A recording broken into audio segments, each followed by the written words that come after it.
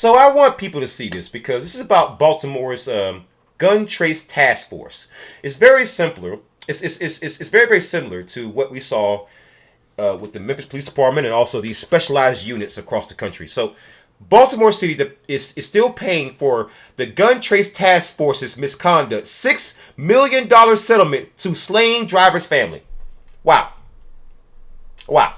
Baltimore City officials agreed to pay $6 million to the family of Elbert Davis Sr., who was unalive in 2010 during a high-speed car chase that involved the Gun Trace Task Force, a notorious unit of the Baltimore City Police Department that lied to officials and robbed citizens. So these police officers are part of the Gun Trace Task Force, and they robbed people. They stole money from citizens. Imagine for a second. Just think for a second. You're riding along. You're trying to avoid getting robbed. You see a police officer, and like many Americans, like they incorrectly assume police officers are, safe guys. That's going through your mind. Imagine your shock when the person who's hitting the lick, baby, is the fuzz. Imagine your shock. Imagine. It's crazy. Baltimore City Police Department officers Wayne Jenkins, Ryan Gwynn, and Sean Suter stopped Burley, his friend. No, actually, who's this guy again? Umar Burley, and his friend Brent Matthews over suspected drug activity. But I smelled something. I thought I saw something. The two men feared for their lives and fled while the officers gave chase, according to the lawsuit filed by attorneys for Davis's daughter, Shirley Johnson.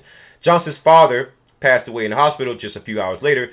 Kane was critically wounded but survived the accident. She passed away 2 years later. Wow.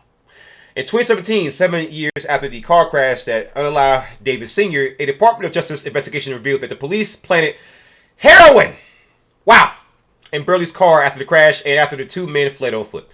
So,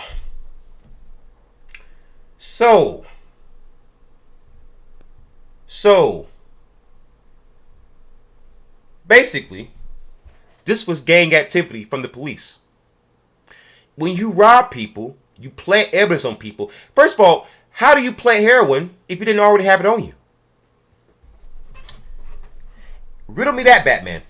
How do you plant something that you don't already have on you and don't have on you in a large quantity so that you can plant it on other people? Because this case wasn't just about one guy. It's about multiple people.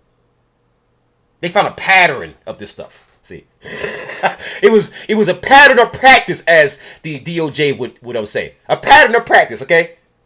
So the cops had heroin on them, had all this stuff on them. Do those cops do that? Do those substances? Do those cops get them high? I'm just curious. See, doing stuff like that, now that leads me to other questions. What are those cops doing? What do those cops do in their off hours? Have those cops been drug tested? Why are you riding around with that kind of substance to even plant on someone? How did you get it? Did you go into the evidence room? See, this is why a lot of people who are trolls, who are undercover police officers, or their family members, or people who are political activists from the Democratic Party or the Republican Party, this is why they can't stand me. Because, see, I ask questions like that. See, questions like that is the difference between a police officer, just getting slapped with a simple misconduct case and there be a police misconduct settlement, to me having a police officer indicted. Because, see, I've had police officers indicted because I ask questions like that. I would call the FBI and say, hey, here's something else you should think about. Or I would contact the DOJ and I would say, hey, here's something else that you should consider about that case. See, now that I'm reading this story, I'm going to call the freaking DOJ. I'm going to ask those questions. Have you checked on that? And if you say that you have, I'm going to do a FOIA request. I want to see if you've actually covered your entire grounds. Because this kind of case is public record. I want to know if you've done your due diligence. I want these officers hit for every single crime that you can hit them for, baby. Every crime. All of it. I want them to never come out of prison. You falsely accuse people of stuff. You plant stuff on people. You deserve life in prison if you are a police officer doing that stuff. ACAB 1312.